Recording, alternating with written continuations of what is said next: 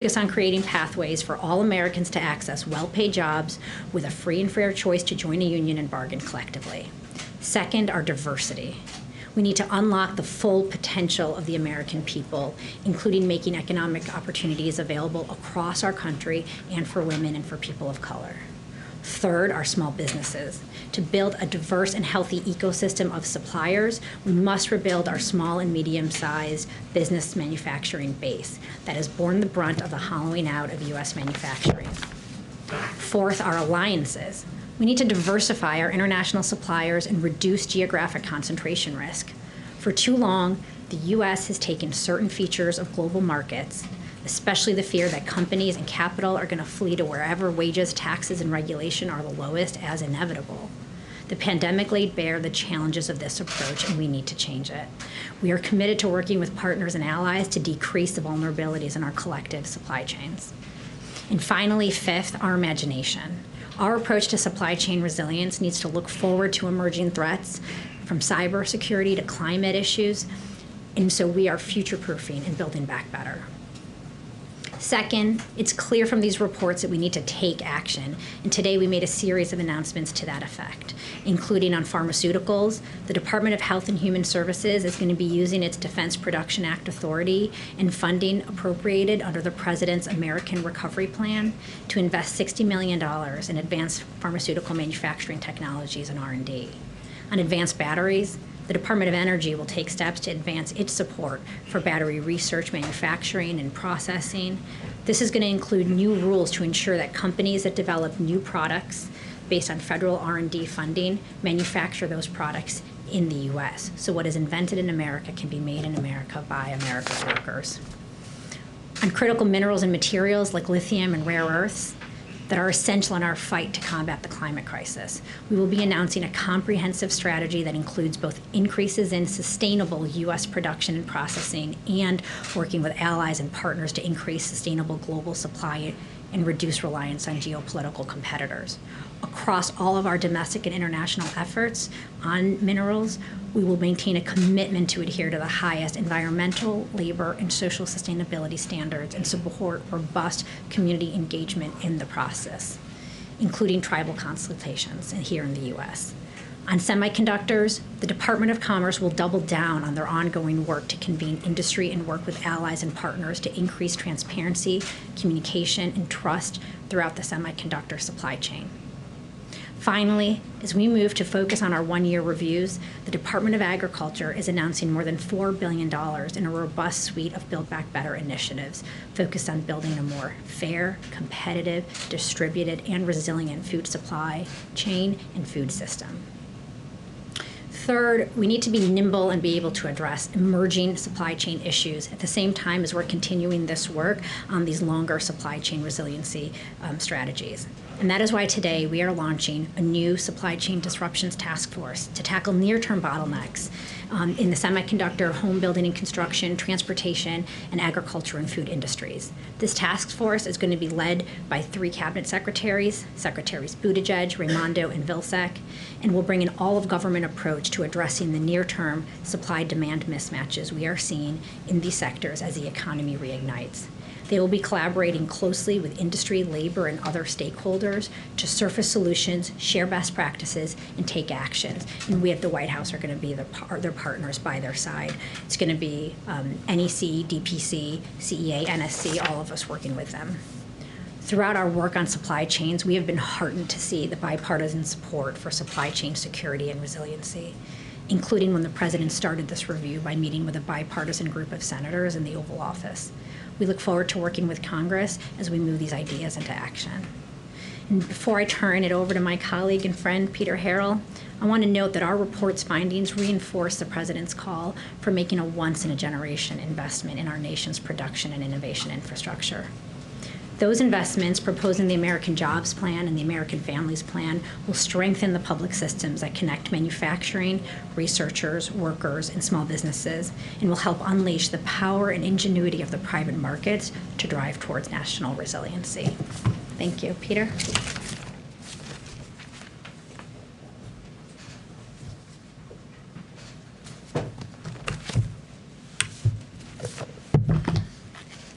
Good afternoon.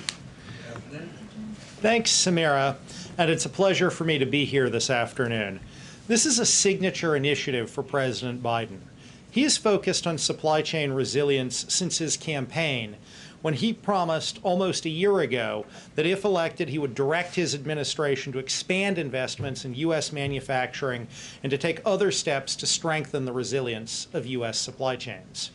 Earlier today, pursuant to Executive Order 14017 that President Biden signed in February, we released publicly 250 pages of reports assessing supply chain vulnerabilities and making recommendations, including immediate actions to address them.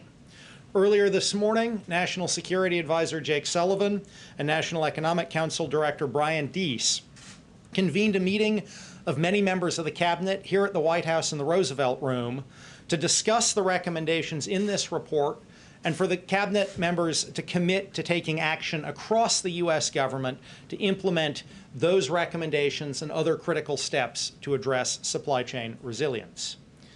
While the President's supply chain initiative has identified a number of vulnerabilities, I want to stress that our work has also found that the United States is well positioned to rebuild our productive capacity in key sectors and to strengthen our innovative leadership. We're confident that working together with Congress, industry, labor, and other stakeholders, we can chart a new path that emphasizes resilience, security, broad-based growth, and sustainability. As Sameera mentioned, the President and the entire administration welcome the strong bipartisan support that exists on Capitol Hill for strengthening American supply chain resilience. Sameera highlighted a number of the domestically focused specific actions that the administration announced earlier today. I want to briefly discuss just a few of the actions that we're taking internationally. As Sameera said, America's allies and partners are great strength of our nation, and we must work in partnership with them on supply chain resilience. We're announcing today a commitment from the U.S. Development Finance Corporation to increase high standards overseas investments in U.S. allies and partners and projects that strengthen supply chains. We're also asking the U.S. Export-Import Bank to develop a proposal for a new domestic finance window that would, if approved by EXIM's board, provide financing to build manufacturing facilities and infrastructure here in the U.S. that will support U.S. exports of critical products, which will help our allies and partners.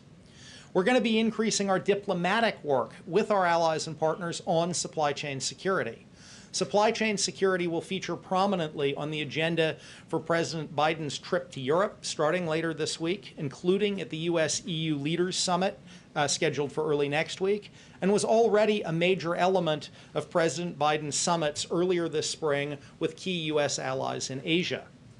We're also recommending that President Biden host a global forum at the head of state level to convene key global leaders to strengthen supply chain cooperation. Finally, we know that as we strengthen cooperation with our allies and partners, we also have to push back against unfair trade practices by competitor nations that have hollowed out the U.S. industrial base and undermine our supply chain security. We're launching a U.S. trade representative-led supply chain trade strike force to identify unfair trade practices that undermine U.S. supply chains and to identify specific trade actions we can bring to combat those practices. We're also asking the Commerce Department to evaluate a Section 232 action on neodymium magnets, which are essential to motors and a range of defense and industrial applications, to identify tools to reduce our foreign dependency. This would demonstrate the type of targeted but tough action we expect the Trade Strike Force to deliver. I want to thank members of the Cabinet and their staff who contributed to these reports and actions. The initiative represents an immense amount of work, and we know we have much more in the weeks and months ahead. We'll be working to implement all of the recommendations summarized in the report and carrying forward the work to a second phase directed by EO 14017, which is already underway and consists of broad studies of the supply chain risks of 6 key industrial-based sectors. Those industrial-based sector supply chain reports will be due next February on the year mark of Executive Order 1417. It's been an honor for all of us to work on this initiative, and I'm sure we'll be talking about it with you regularly as our work goes forward. Thank you, and we look forward to a couple of questions. Okay. Go ahead, Phil. Thanks, Jen. I think probably for Sameera, kind of flesh out a little bit the supply chain disruptions task force. Obviously, you guys believe what's happening right now is transitory. These mismatches exist. They're creating near-term problems. Do you expect this task force to be coming up with ideas and proposals in real time? Are they reporting at a specific clip? Kind of how do you expect this to work to try and address these things that are problems right now? Yeah. Well, one, I want everyone to remember and recognize that these are kind of good problems to be having. At this time last year, we had bare grocery shelves and we had people going hungry. And thanks to the President's American Rescue Plan, we have people finally able to be out there moving again, visiting families this summer, and going out to eat. So these are good problems to be having and to be working on right now. We're thankful for that and the success of our COVID vaccination strategy. But I think what you just saw us do right now is a 100-day sprint around 4 products. And when we say we're going to take sprints and take actions, we mean a sprint and we mean action. And so here, our cabinet secretaries who are in the lead, you'll see in the days and weeks ahead, they are going to be bringing together all stakeholders to really diagnose the problems, understand what's going on out there in these markets, and see what actions can be taken to close those vulnerabilities. We recognize that in some instances, those actions are going to be actions that the private sector, other stakeholder groups, they need to be the ones taking action. The answer is not always government taking the action here, but we have learned in our work with the semiconductor kind of producers and users that when you bring people together, you help them increase trust, increase transparency, and stimulate a lot of learning that sparks action. April? This is for Sameera and Peter. Sameera, you used the word weekend. And as we're talking about supplies, I'm looking at the link with inflation. What should the American consumer be looking for now as we've come up with this report and the weaknesses that you've talked about as it relates to inflation? And then Peter, for you, you used words vulnerability. With putting weekend and vulnerability together, there's some kind of economic parallel with this. Where are we economically in this nation? What is our status? We are staving off or have been trying to stay off depression. Where are we economically? Are we still in recession, deep recession? Where are we? You can answer both of those questions. Look, I think where we are economically is the U.S. is clearly the engine of global growth right now. Our economy has reignited, and the rest of the world is being buoyed by our successes here. So the economy is fundamentally in a position of strength, but this president has consistently said that what we need to do is take this moment to build back better. So when we talk about weaknesses and vulnerabilities in this report, we've identified structural long-term problems that have built up over time in our economy, and that is why this president has been out there calling for Congress to take action on his American Jobs Plan and American Families Plan, because what we need now is a transformational investment to make sure we can actually grow from the bottom up and the middle out. Peter, do you want to, Peter? What about the issue of inflation, though?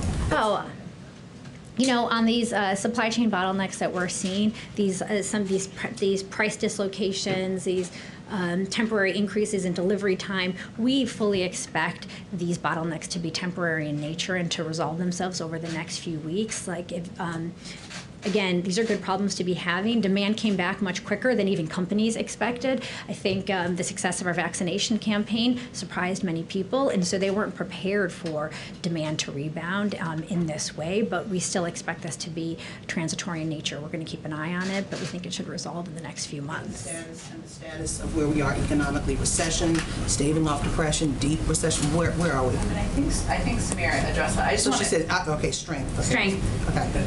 Josh. Can I ask a little bit more about the semiconductor portion of this? I mean, and I'll point you to, on Friday, the OECD report. We're like the one advanced economy that I think our growth projections are above where we were at the pandemic. Was it 6.9? So. Go ahead, Josh. On semiconductors, how do you plan to balance funding or support for foreign manufacturers, allies, partners, and domestic manufacturers? Is there going to be a preference given to domestic, or is there a risk that this could, support foreign manufacturers in a way that actually undercuts the domestic industry? How, if at all, do you plan on balancing that? So I think we are taking an all-of-the-above strategy to semiconductor manufacturing and expanding semiconductor manufacturing, both here in the United States and abroad. As you know, the President has called for Congress to appropriate at least $50 billion to strengthen semiconductor manufacturing here in the United States, including both leading-edge semiconductors and also some of the more mature semiconductors where we're seeing current shortages for automotive manufacturing and industrial applications. Generally speaking, consistent with the proposal in Congress, we would expect to encourage both foreign and American companies to invest here in the United States. And I think we're already seeing some announcements of that, where we've seen announcements from Intel, from Samsung, from Global Foundries, from a whole range of both foreign and American companies to expand capacity here. But it isn't just from an overall strategy. That money is going to be about attracting capacity here in the United States. But from our overall strategy, it's not only about expanding capacity here in the United States, it's also about working with allies and partners. Yesterday, for example, Bosch, the major European automotive supplier, opened a new automotive semiconductor factory in Germany. That's going to help alleviate some of the global shortages we're seeing. So while that money is going to lead to greater production here in the United States, and we are expecting to see a major increase in production over the next couple of years, this is also an area where we see opportunities to work with allies and partners. You would treat an investment in the U.S. in a semiconductor plant equally whether the investor was a foreign company or an American one? So we expect that the incentives will be available on a competitive basis to both foreign and American companies. I'm not here to get into the specifics of exactly how the program will be implemented if Congress, in fact, passes it. Finally, can you talk a bit about the trade strike force? What are they tasked with doing or able to do that USTR doesn't do already? So I think the Trade Strike Force is a vehicle to leverage a number of our existing trade tools, but to really focus them on supply chain vulnerabilities. You know, we have, as we looked across the 4 products that we are releasing reports on today, we saw example after example where an unfair foreign competitor action had led to the hollowing out of a supply chain for a key U.S. product.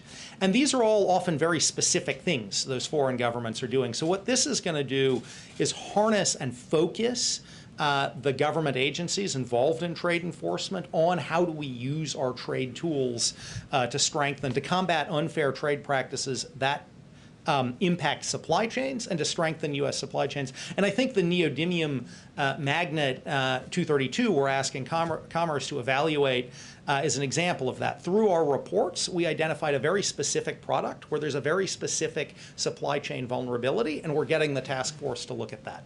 Brian. I guess, the Disruption Task Force, are you all going to be looking at ransomware attacks? And how will you deal with it internationally? On ransomware? Yes. The Disruption Task Force is focused on semiconductors, lumber and construction, or home building and construction materials. It's not going to focus on ransomware and cybersecurity. We have a whole other process in place led by our National Security Council that addresses cybersecurity risks and issues. And internationally, you'll deal with that? How? So I think you saw the other day Deputy National Security Advisor Neuberger talk about some of the steps that the administration is taking to address ransomware. She is leading a process to identify and close vulnerabilities that we face from ransomware. One of the sets of issues we have been looking at in our supply chain review, both on these 4 products and in our year-long industrial base, is cybersecurity risks to our supply chains. Clearly, cybersecurity risks can disrupt supply chains, but Ms. Neuberger is leading the sort of focused response to the ransomware issue.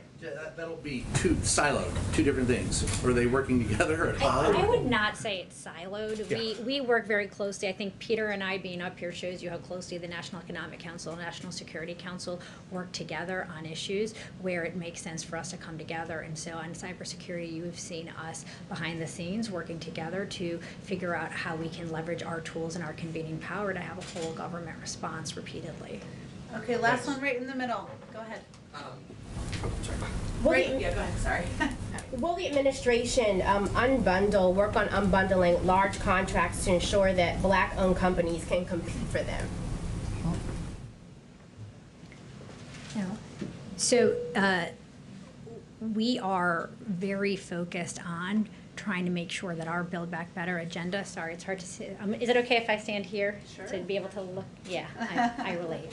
I relate. No, we are really focused on making sure that as we talk about diversifying supplier bases here in these reports, that we are not just talking about small businesses, but we're talking about disadvantaged businesses as well and minority-owned businesses. And so you've seen in our American Jobs Plan that we put proposals in there related to small business and strengthening small business. And we know an important piece of that is leveraging federal procurement and the power of federal procurement to support those businesses.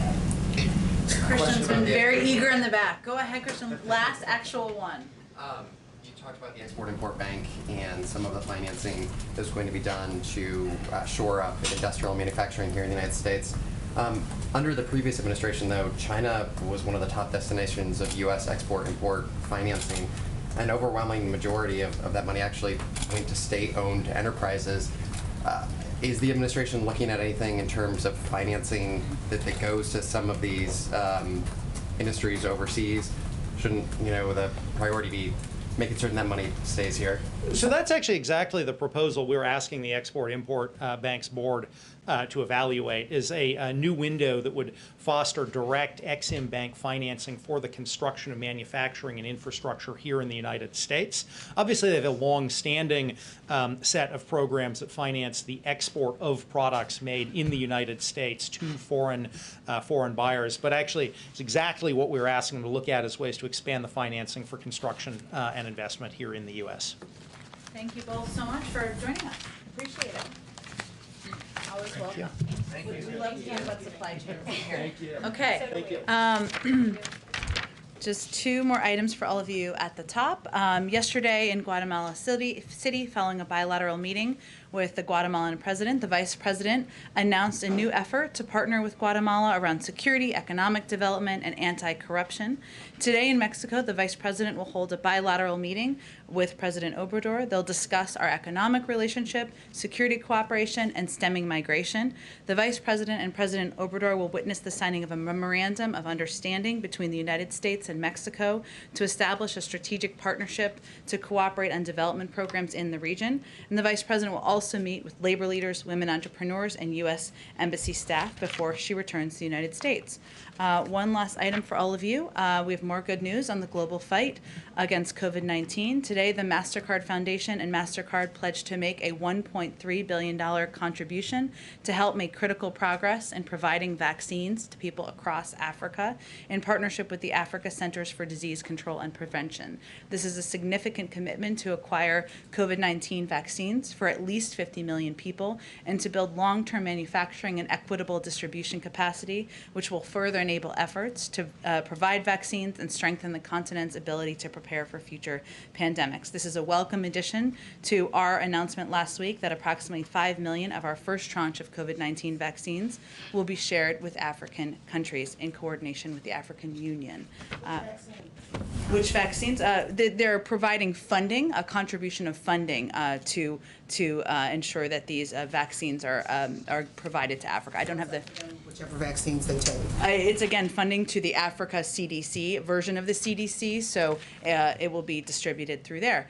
With that, Darlene, why don't you kick us off? Thank you. Have the President and Senator Capito had their conversation yet, and what can you tell us about it if they have? They have not had a conversation yet, but they will have a conversation this afternoon. And the President looks forward to continuing the discussion with the Senator. He appreciates her good faith engagement over the last few weeks. I would reiterate, as was noted in the statement we put out last week, that while the President came down by quite a bit in his proposal, from his initial proposal on the American Jobs Plan, the latest offer that we had seen from Senator Capito's group did not meet the essential needs of our country to restore roads and bridges, prepare us for a clean energy future, and create jobs. So today they'll have a discussion about what more there is to discuss, I guess, and what the path looks like forward. I will also note that the president will also speak with other senators this afternoon, still finalizing who those will be, and we'll have readouts of that as well, who have been engaged in discussions about a bipartisan infrastructure proposal, engaged with each other, so he'll have those discussions as well.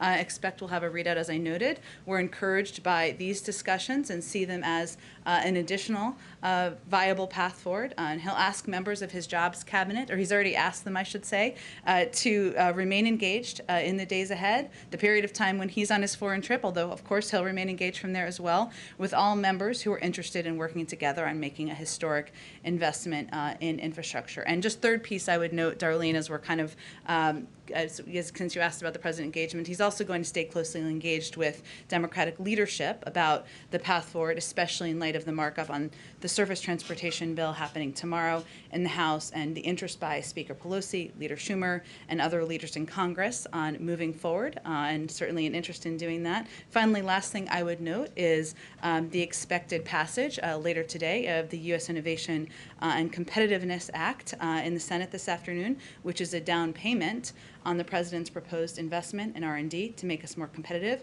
as well as the important work that Senator Wyden has undertaken on clean energy tax credits, a priority the president shares. So I would just note, as I've stated many times before in here, there are a number of paths for moving the president's bold ideas forward. We're moving on all of them full speed ahead.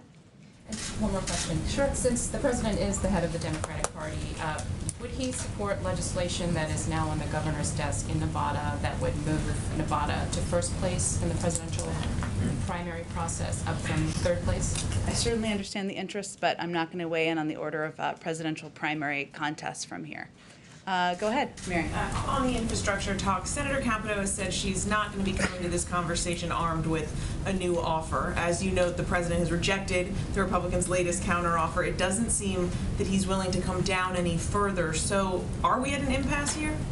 We certainly don't see it that way. He's looking forward to discussing the path forward with Senator Capito. He sees her as an important and viable partner as we look to how we're going to get his bold ideas signed into law. And again, I'd note that there's also Democrats and Republicans, as you have seen and many of you have reported on, who are discussing how they can work together on what a path forward would look like, where there might be more investment in clean energy jobs and might be a higher number than what we've seen by the proposals to date. So again, there are a lot of paths forward, and he looks forward to discussing what they look like with Senator Capito and others this afternoon. Is the president, though, willing to offer any other concessions in these negotiations, or is it safe to say that you view the ball as being in the Republicans' court here?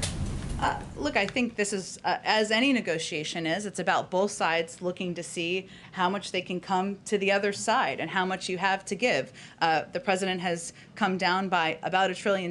That's quite a bit. Obviously, we'd like to see more, but there are a number of opportunities and paths to have these discussions moving forward. I wonder just broadly, if you could explain a little bit more how the president has been preparing for this big trip tomorrow. How much time has he been spending in briefings? Just sort of how has he been getting ready for this upcoming? Well, first I will say that he's been getting ready for 50 years. He has been on the world stage. He's known a number of these leaders for decades, including President Putin and including a number of the leaders he'll see at NATO and he'll see at the G7. Now, this is an important opportunity for him to see them in person, and there's nothing like face-to-face engagement in diplomacy. And for him, somebody who, as you've seen, the fact that he's welcomed in Democrats and Republicans to the Oval Office, that's just an indication of how much he feels that format is effective. So he's been engaging with his team, talking about what bilateral conversations he'll be having, where there are opportunities, where there are moments to voice the United States concern where necessary. But again, he's got quite a several decades of experience to build on here. So he'll be relying on that during his trip. Go ahead, Phil. Secretary Granholm on Sunday said that it was frustrating that a pathway for a bipartisan deal hadn't come to fruition yet. Does the president share that frustration at this point? Well, I would say the president has a benefit of 36 years in the Senate, where he has seen that the sausage making is messy. It takes time. There are ups and downs in the roller coaster. We're right in the middle of the sausage making right now. And the president's view is that it's a good sign that there are several viable paths forward, that we are having good faith conversations, of course, with Democrats and our Democratic colleagues and partners, but also with a number of Republicans. That's a good sign. At the same time, the House is moving forward with marking up key components of the American Jobs Plan. So the fact is, this train is moving on several tracks. That's how we know these larger packages, larger proposals often move forward, and we're encouraged by the variety of options. And along the lines of the sausage making, given the scale of the president's ambitions with the proposals he's put on the table, is the real reason that he's still in bipartisan negotiations right now because moderate Democrats are saying we need to stay in bipartisan negotiations right now, or does he think something can come of it? The president wouldn't be spending his time engaging in hours of discussions with Republicans if he didn't think something could come from it. Now, we can't predict what the final outcome is, and we're keeping his only lines in the sand, as you know, Phil, are inaction and raising taxes on Americans making less than $400,000 a year. We know there are a lot of Democrats who are eager to move forward, as are we, but we think there are a lot of paths forward where it's worth continuing to pursue bipartisan discussion. Go ahead. Thank you. About the vice president's trip, why is it then that when the vice president is asked if she has plans to visit the border, she says we've been to the border, even though she has not as vice president? Well, as the vice president, she does speak for the actions of the people in the administration. She certainly helps oversee. I expect that sometimes she may go to the border, Peter, but as you know, what her focus has been, what the assignment is specifically, is to work with leaders in the Northern Triangle. She's on a trip doing exactly that, exactly what the president asked her to do. And as we understand it, though, her main focus is to try to address the root causes of migration. Did somebody decide here that it would not be helpful for her to go to the border and talk to people who just migrated here? Well, again, I think that at some point she may go to the border. We'll see. But she's in the Northern Triangle now to have discussions with leaders, with community leaders, with civil society leaders, with the embassy about how we can work together. And obviously she's made a couple of announcements already, probably more to come before she comes back to the United States. And she described, though, you said she might go to the border. She described a trip to the border yesterday as a grand gesture. Why?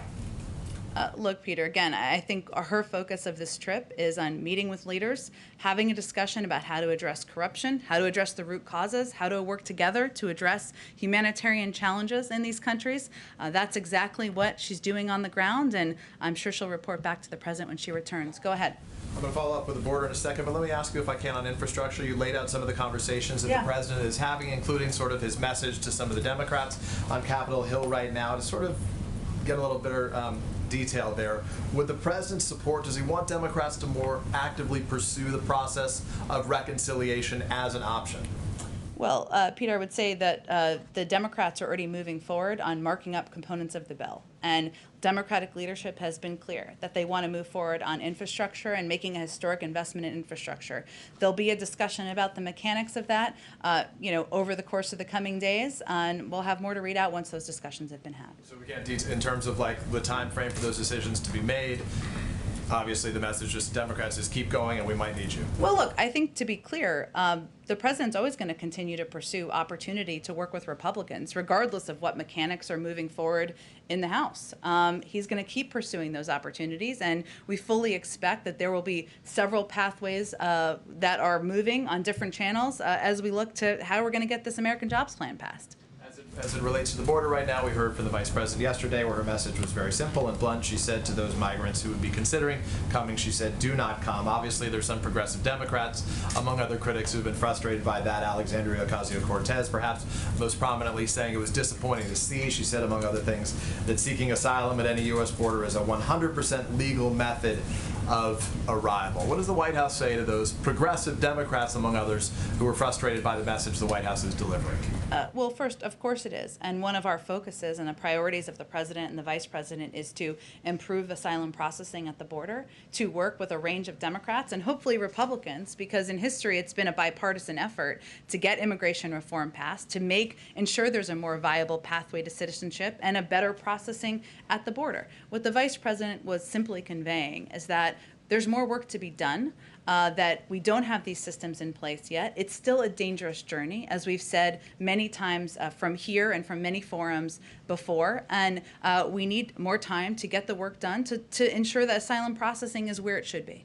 Last question about the Senate report, bipartisan Senate report as it relates to what happened on January 6th. Obviously, it addressed the security planning, the response failures.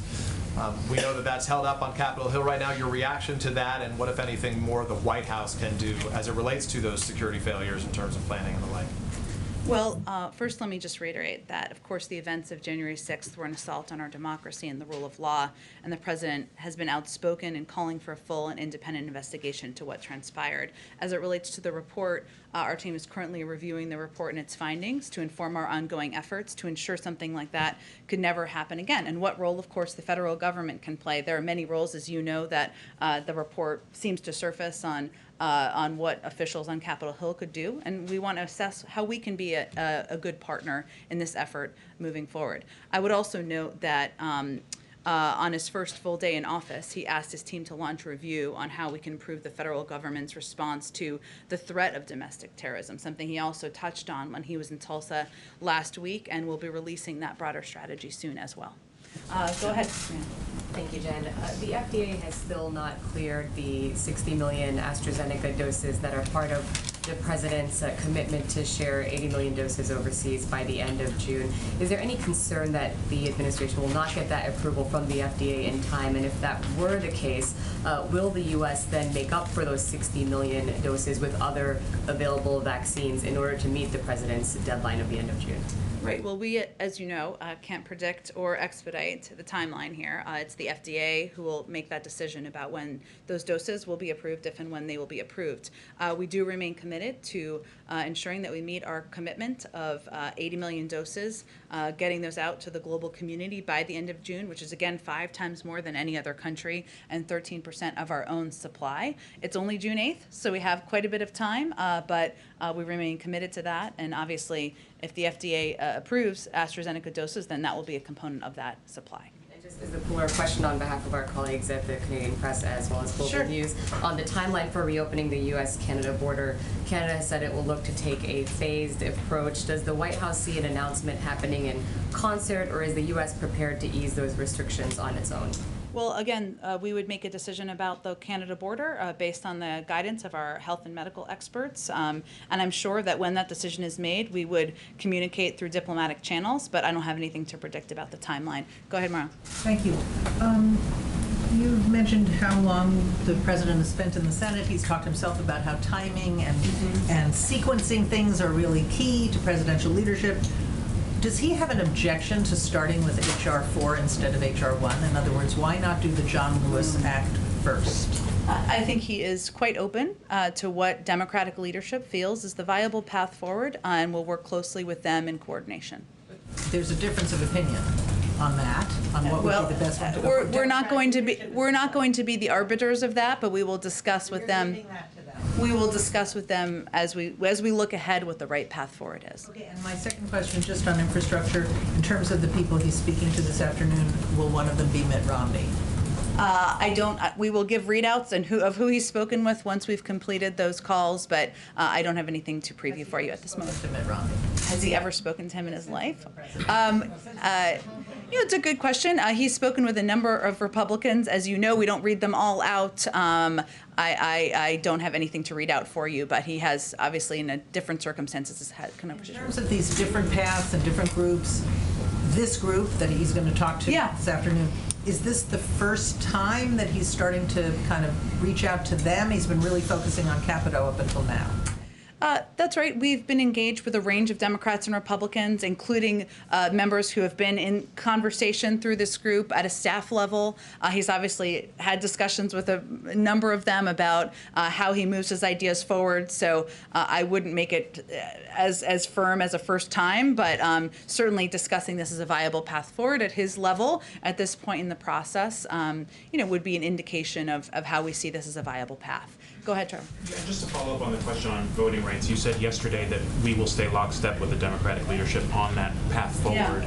And what Pelosi said in her letter today is that the HR 4 is not going to be ready until the fall. So are you, and to focus effort on the Senate passing HR 1. So are you okay with that kind of time frame, even if that means that basically this issue languishes until the fall? Well, first, we don't see it as languishing. Obviously, the president has asked the vice president to lead this effort, and I'll give you a bit of an update that in addition to, of course, engaging with federal efforts on the federal level to move legislation forward, she's also going to use the power of the White House to convene key stakeholders, and she'll be hosting several events next week when she returns from her trips, just to give you an indication of how quickly and how focused we will be on these efforts. And she'll fight for our key bills and also to register voters under the president's historic executive order, as well as advocate for democratic principles. So I will say we're going to work, of course, with Democratic leadership on both, even with their disagreements about what the order of events should be here. But we're not going to wait for that. We're going to use the White House as a convener. We're going to use the bully pulpit. Obviously, when the president was in Tulsa just last week, he talked about voting rights very passionately and forcefully. I'll also note that we're also continuing to work to implement the executive order that the president signed into law early on in his administration. And that executive order uses every authority available to make voting easier, more accessible, and more fair. It directs agencies to expand access to voter registration and election information, assists states under the National Voter Registration Act, improves and modernizes vote.gov, increases federal employees' access to voting, analyzes barriers to voting for people with disabilities, increases voting access for active duty military and other voters overseas. So I would just note that we are not relying on just one option here. Of course, federal legislation is something he will continue to press for, but we'll use the bully pulpit, we'll use our convening power, we'll continue to press through on implementing this executive action as well. Separate issue, there was a report this morning about basically IRS records showing that very wealthy Americans have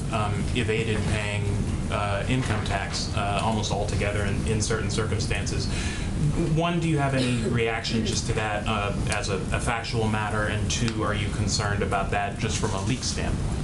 Well, let me take the second part first, because I think that's important. Any unauthorized disclosure of confidential government information by a person with access is illegal, and we take this very seriously. The IRS commissioner said today that they are taking all appropriate measures, including referring the matter to investigators, and Treasury and the IRS are referring the matter to the Office of the Inspector General, the Treasury Inspector General for Tax Administration, the FBI, and the U.S. Attorney's Office for the District of Columbia, all of whom have independent authority to investigate. So obviously we take it very seriously. I'm not going to comment on specific unauthorized disclosures of confidential government information. I can tell you that broadly speaking, we know that there is more to be done to ensure that corporations, individuals who are at the highest income are paying more of their fair share. Hence, it's in the president's proposals, his budget, and part of how he's proposing to pay for his ideas. April, go ahead. And Michelle, I'm sorry, I'll come back to you. Go ahead. I want to follow back up on voting rights, or matters of voting rights. Sure. This president has based his administration on equity and equality. And now the issue of voting rights is in our face. We are voting without the full protections of the 1965 Voting Rights Act because of Shelby v. Holder, but it's also unraveling because of states. And the person that seems to be holding it up is Joe Manchin. Is the president planning to specifically speak with him about voting rights, not including it with infrastructure or anything? Is he planning on speaking with him specifically on voting rights, particularly after this morning's virtual meeting with civil rights leaders who say the conversation will continue? Well, first let me say that it was encouraging to see Senator Manchin meeting with civil rights groups today. The meeting shows that both are serious and recognize the importance of the issue. We certainly know the seriousness that many civil rights groups take with voting rights and the importance of moving this forward. And as indicated in both of their readouts, as you said, April, they will continue the discussion. I would certainly expect that when the president has a conversation with Senator Manchin the next time, they'll talk about voting rights. But often when he speaks with members, he talks about a range of issues, some where you work together, some where you disagree. Understanding the history of how presidents decide to lean in. He's got Vice President Harris putting this in her portfolio. But when will the president begin to lean in? Is there a moment where he has to himself lean in on this? Because if it doesn't happen before the next elections, it looks like it could be a done deal. Well, April, you were with the president in Tulsa last week, right? You heard how passionately he spoke about voting rights, how central this is to how he views his presidency, his leadership, the future of our democracy. I mean, that was central to the message he delivered in a speech that was widely covered, that was reflecting on a moment in history that hasn't been given the attention that it certainly deserves. I certainly would not say we're waiting. As I noted, we're going to continue to press for federal action, to move forward on a bill that the president would love to sign into law. We certainly know we can't do that with a magic wand. That's not how democracy works, for good reason. But the president also signed this executive action early on, a very expansive and powerful executive action, because he did not want to delay a moment in ensuring that we were taking more steps to assist states, to improve and modernize vote.gov, to increase federal employees' access to voting, to analyze barriers to voting for a range of people. And that was an action he took early on. We're continuing to implement now. And I'll also note that the vice president, asking his vice president, his partner, to play a role in leading this, something that she also asked for, just to be clear, asked to do, it sends a message about what a priority this is to the president. They have regular lunches. They engage. She's the first in the room and the last in the room. And she's going to not hesitate either, not delay either, I should say. When she comes back from her trip, she'll be convening people, and she will be elevating these issues as well from her platform. Jen. Go ahead, Risha. Thank you, Jen.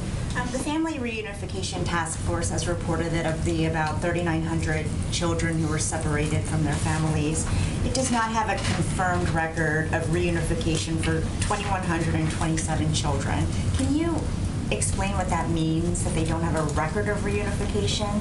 Does the administration know where these children are? Well, first, as you know, Weija, from covering this, and I know a number of others have, one of the challenges that we walked into is the lack of data. And that we knew that would take some time to ensure that we were handling the data and handling the reunification process as carefully as possible. I would note that through the support of NGOs, 1,779 children were reunified with their parents in the United States under past court orders. Over the last 30 days, through the task force and NGO coordination, 7 additional children were reunited with their parents, bringing the total number of reunified children to 1,786.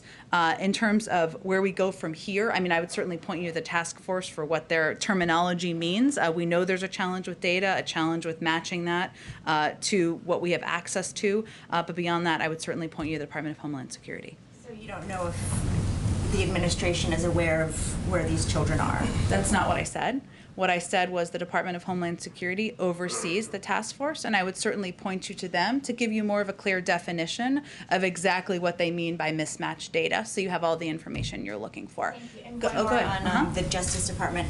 President Biden has accused his predecessor of using it as his own personal law firm. Mm-hmm. Is he disappointed that the DOJ is siding with Trump in his claim that he can't be sued for defamation for remarks that he made about an alleged rape case?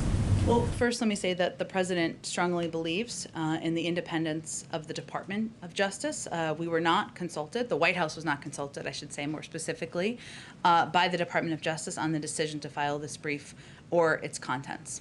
So does he believe that that independence still exists, even though the DOJ is defending the former president? the I'm not viral sure what you mean by tweet. your question. Does he believe that the DOJ defending the former president in this case still maintains that independence between the executive branch and I think what I was DOJ? referring to is allowing for the Department of Justice to make decisions and announcements about ongoing, court filings and legal action. So independence as it relates to how this president views and approaches the Department of Justice. Does it upset him? I think the president has been pretty clear, as we just started her comment conveying about his view his view about his predecessor's comments, about his predecessor's language, and about his predecessor's approach and his engagement in that regard. What can he do about it? I don't think I have anything more to speak to you on, Brian, on active litigation. Go ahead, Josh. Can I ask, there was a series of web outages this morning Yeah. that linked to a company called Fazili. Is there any indication that it's anything other than just a failure with that company in specific? Is it a potential national security issue? Have you looked into whether there's a potential external group behind it? Yeah, Fazili, I know, put out a statement about it. I don't have anything more from the federal government on the outage. Pivoting to the G7, the president has talked about the need to push the G7 to boost vaccine availability overall. Can you speak to what he's considering? Prime Minister Johnson, for instance, has talked about the need to vaccinate the world in its entirety by the end of 2022. Other European leaders are not going quite so far. Does the president have a view on what specific target the G7 should take? Well, I expect we'll have more in the coming days, Josh, so stay tuned. Jake did say he expected that you all hear more at the G7. I don't want to get ahead of that too much, but what I would say is that the United States we're headed into the G7 in a position of strength with 64% of our adult population vaccinated, in a position to donate more doses to the world than any other country around the world. But we certainly know this needs to be a global effort, and it will be a discussion at the G7, and we'll have more to say in the coming days. Go ahead. Just one more on infrastructure. Given what the Senator Capito said today to reporters, kind of throwing cold water on progress between her and the president on talks, would you say the administration has become more willing to pursue reconciliation to pass infrastructure package than maybe a week ago or 2 weeks ago? Well, I would say that there's always been a range of paths to get the president's bold ideas passed into law. He's having a conversation with Senator Capito this afternoon, as well as individual conversations with other members who have been working in a bipartisan manner to see what the path forward looks like. And he's also closely in touch with Democratic leadership. So I'm not here to rule out options, but I'm not here to rule in new options either. We'll have more to say after he has these calls later this afternoon. One more. The White House said over the weekend it was unaware of the DOJ gag order on the New York Times. Can you assure us that there are no other gag orders on other news organizations related to some of these investigations? Well, the Department of Justice has made clear that was their third and final notification that they were offering, and that's the information they also shared with us, but they've shared it publicly. And so to your understanding, there's no other gag orders? They indicated that this was their last effort, their last notification that they needed to offer. Go ahead. Thanks. So I have a question that's about little infrastructure, little climate. Senator Sheldon Whitehouse was tweeting yesterday saying that he was anxious about the future of climate-related legislation, and he said climate has fallen out of the infrastructure discussion. As it took its bipartisanship detour, it may not return. Then he went on to say, I don't see the preparatory work for a close Senate climate vote taking place in the administration. Has the White House reached out to the senator, and also does he have cause for concern on the future of climate-based legislation? Well, I promise you we are certainly in touch with his team, and perhaps even on an individual basis as well, but I don't have anything to read out for you. But I can just tell you that we are in close touch with nearly every member of Congress who is working on this legislation moving forward. I will say that what I would point out to you is that one of the pieces we conveyed when we put out a statement last week about how the president could not accept the offer that was put out by Senator Capito and her group, even though those conversations are happening in good faith, was the fact that it didn't do enough to invest in our clean energy future. And there are areas of effort that are moving forward. I mentioned Senator Wyden's effort to move forward on clean energy tax credits. The president views this bill as a jobs bill. He also believes it's a clean energy jobs bill, and it has an opportunity to invest in industries of the future. So certainly it is close to his heart. It remains an area he's committed to, and one he will continue to fight for as we have these discussions moving forward. And then I just had another on the vice president. visiting the border or not visiting the border, Republicans and conservatives are, going crazy on Twitter, sending pictures, worked up. sending video I've seen it. of her interview with Lester Holt, saying I've not been to Europe either. Does the president think there is a scenario in which she should visit the border, and also the mounting criticism from conservatives? Would that ever factor into a decision to send her down there? I mean, don't they have a point that if she has this task in front of her, should she not see the end cause as well as the root cause of migration? Well, first, as I said to Peter, at some point she may go to the border. I don't have any trips to preview for you or predict or a timeline for that. But what I would reiterate is that her assignment was to work with countries and leaders in the Northern Triangle to address root causes, address corruption, ensure we're working together to address humanitarian concerns.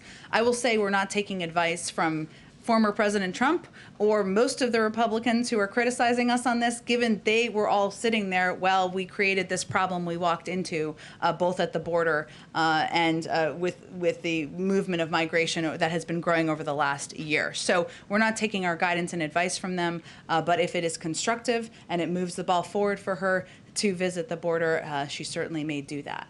Go ahead. Yeah, I have two questions on infrastructure. You said the White House is moving ahead on all three paths on infrastructure, including the third path, which was listening to other lawmakers who have ideas. I believe that's how you characterize it. I'm just trying to clarify, and this was asked a little bit earlier. I mean, are you referring to the bipartisan group that consists of Senators Manchin, Sinema, Romney, and Portman?